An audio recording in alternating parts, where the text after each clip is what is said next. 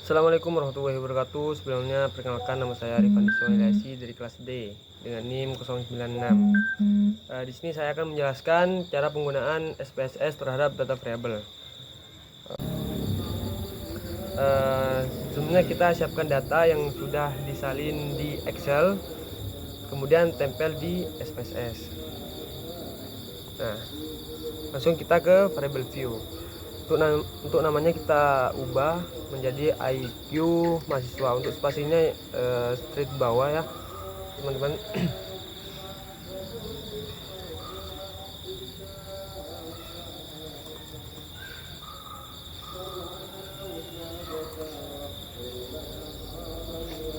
Nah, untuk yang kedua kita ubah menjadi tingkat kehadiran, sama seperti yang nomor satu, spasinya kita straight bawah juga.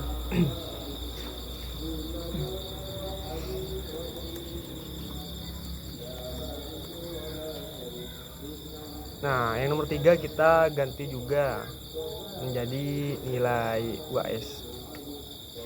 Sama seperti yang nomor 1 dan juga 2, spasinya straight bawah. Untuk desimalnya kita ubah menjadi 0. Menjadi 0 semua ya teman-teman.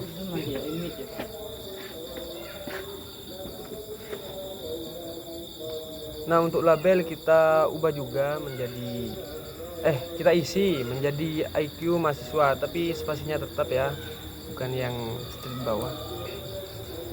Yang nomor 2 kita isi juga dengan tingkat kehadiran.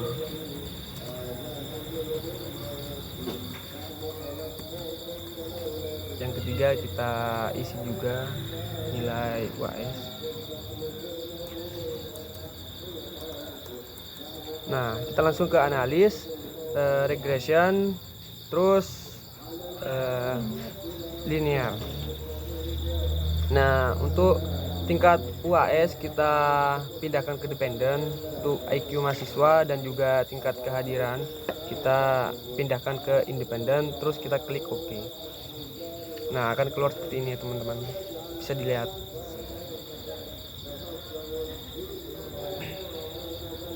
Nah, baik, selanjutnya kita akan interpretasikan data dari SPSS tadi ya teman-teman. Yang pertama yaitu ada variabel interrupt.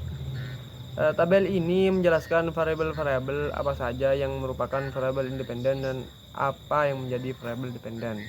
Terlihat bahwa yang menjadi variabel independen adalah IQ mahasiswa dan tingkat kehadiran, sedangkan yang menjadi variabel dependen adalah nilai UAS.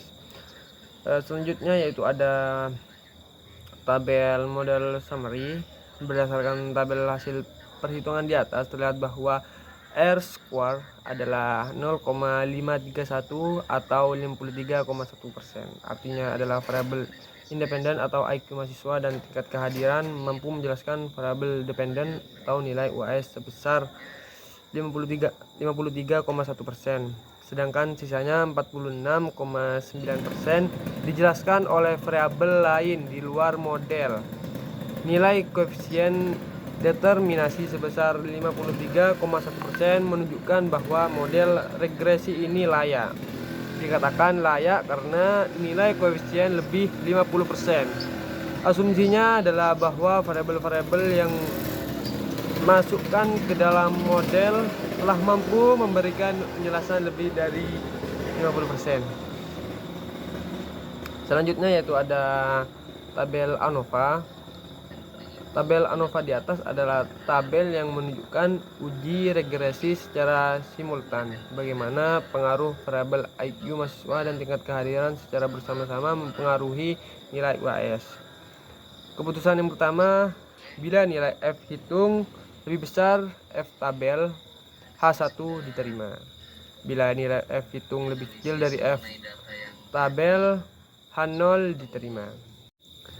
Dari hasil tabel, nilai F hitung 15,286 lebih besar dari F tabel 3,354, sehingga H1 diterima. Ini berarti variabel IQ mahasiswa dan tingkat kehadiran berpengaruh terhadap nilai UAS. Keputusan 2. Yang pertama, bila nilai SIG lebih besar 0,05, maka H0 diterima.